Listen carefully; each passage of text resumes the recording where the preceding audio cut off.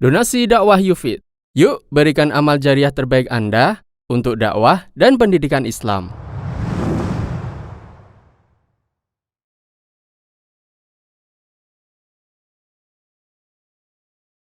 Yaitu al-ijma', sumber beragama, dan ini pun disebutkan oleh Imam Syafi'i rahimahullah ta'ala, yaitu al-ijma', kesepakatan para ulama. Ulama kaum muslimin bersepakat tentang suatu hukum setelah wafatnya Nabi sallallahu alaihi wasallam. Ini adalah ijma', kesepakatan para ulama. Sebagaimana Nabi sallallahu alaihi wasallam mengatakan, la tajtami'u ummati ala dhalalah. Umatku ini tidak akan bersepakat di atas kesesatan. Ya, ulama ini tidak akan bersepakat di atas kesesatan. Oleh karenanya, setiap ijma', setiap kesepakatan para ulama pasti benar.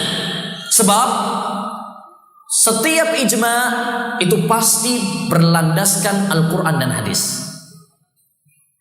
Tidak mungkin ada ijma' yang tidak berdasarkan Al-Quran dan hadis Nabi Muhammad sallallahu alaihi wasallam.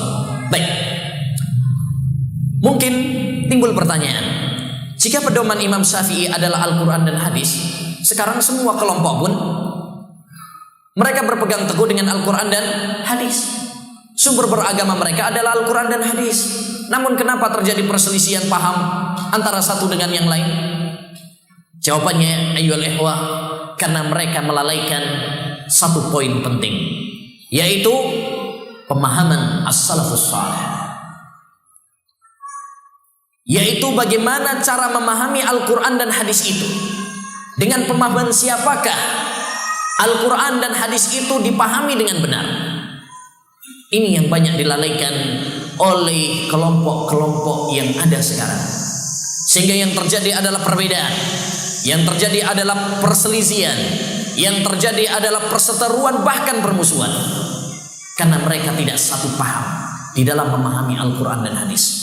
Oleh karenanya penting sekali bagi kita semuanya untuk kembali kepada satu pemahaman, yaitu pemahaman siapa? Pemahaman as-salafus salih, pemahaman para sahabat Nabi sallallahu alaihi wasallam. Karena pemahaman para sahabat jauh lebih baik daripada pemahaman kita. Oleh karenanya Imam Syafi'i rahimahullah mengatakan, bisa dilihat pada halaman 33, wa ara'uhum lana ahmadu wa aula bina min ra'yina inda anfusina. Dan pendapat-pendapat para sahabat itu lebih utama, lebih kita cintai daripada pendapat kita sendiri, daripada pemahaman kita sendiri. Ya. Oleh karenanya merupakan sebuah kewajiban bagi kita untuk kembali kepada pemahaman as-salafus salih, sehingga kita tidak tersesat di dalam memahami Al-Quran dan hadis Nabi Muhammad sallallahu alaihi wasallam.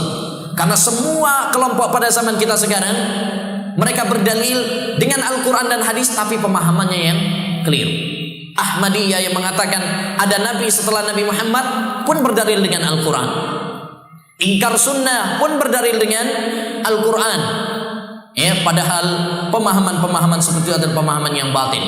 Bahkan Syiah Rafidah mengkafirkan para sahabat pun berdasarkan Al-Quran dan hadis. Tapi dengan pemahaman siapa?